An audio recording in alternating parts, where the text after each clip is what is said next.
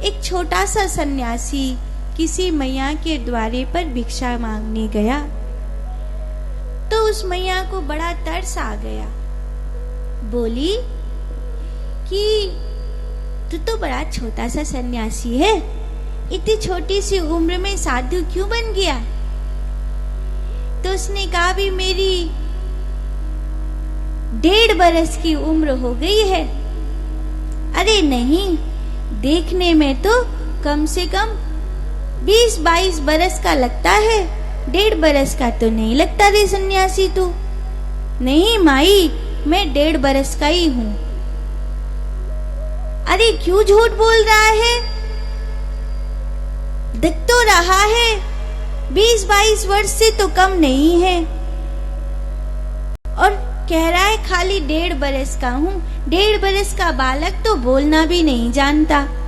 नहीं माई, मैं 1.5 बरस का ही हूं।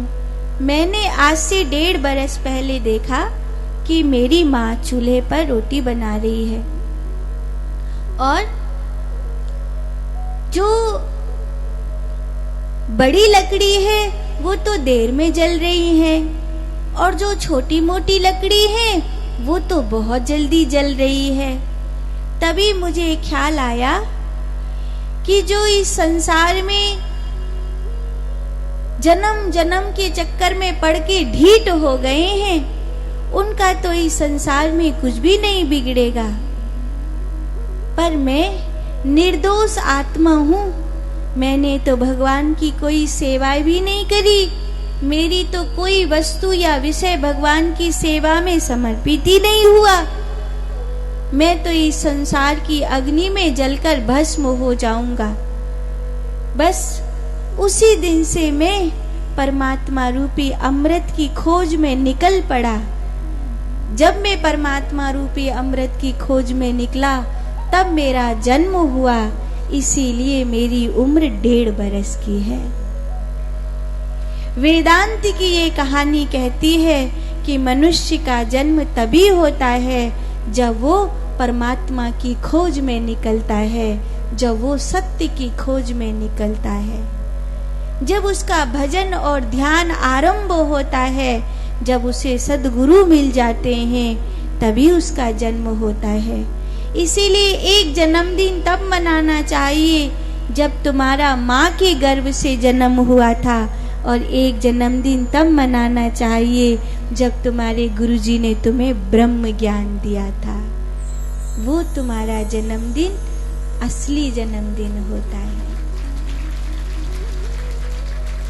तो तुम्हें याद रहना चाहिए कि तुम्हारा जन्मदिन कब है। माँ के पेट से जब पैदा हुई तब जो जन्मदिन है तुम्हारा, वो तो तुम्हारा घर वालों ने बताया कि फलानी फलानी तारीख को फलाने फलाने सन में तेरा जन्म भयो। अच्छा, बहुत लोग तो ऐसे भी हैं जिनको पता ही नहीं है कि हमारा जन्म कब हुआ, क्योंकि पुराने बड़े बूढ़े होते थे, इतना याद ही नहीं रखते थे। अब के बच्चों में तो किसी के 2 या 3 बच्चे होते हैं, हॉस्पिटलों में होते हैं, तो सब तारीख दिन समय सब लिखा होता है।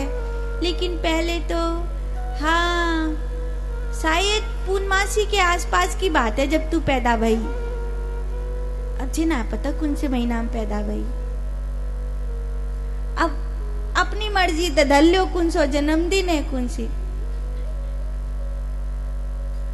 और शायद आपके साथ भी बहुतों के साथ ऐसा होगा। मेरी माँ का जन्मदिन मेरी नानी को याद नहीं, तो हमें बसंत पंचमी का दिन बहुत अच्छा लगा। हमने कहा मैया आपका जन्मदिन बसंत पंचमी को मनाया करेंगे हम, क्योंकि नानी को तो याद ही नहीं है कौन से दिन जन्म हुआ था। आपके भी साथ ऐसा है? किसी किसी के साथ है जन्मदिन याद कौन, पता ही ना कब आए। अब पहले होता था, ऐसे होता था। तो चलो वो वाला जन्मदिन तो जो है सो है, लेकिन अब एक और जन्मदिन है जब तुम्हें गुरु मंत्र लिया। वो जन्मदिन तो याद रहेगा कि नहीं रहेगा? वो तो पक्का याद रहेगा कि इस दिन मैंने गुरु मंत्र लिया। जिस दिन मैंने गुरु मंत्र लिया, जिस दिन मेरे सर पर मेरे सदगुरु का हाथ आया, जिस दिन भगवान की सेवा में मैं अपने तन मन धन से समर्पित हुआ, मेरा जन्मदिन वहीं से आरंभ हुआ। वो वाला मेरा जन्मदिन है, वो वाला जन्मदिन याद रहना चाहिए।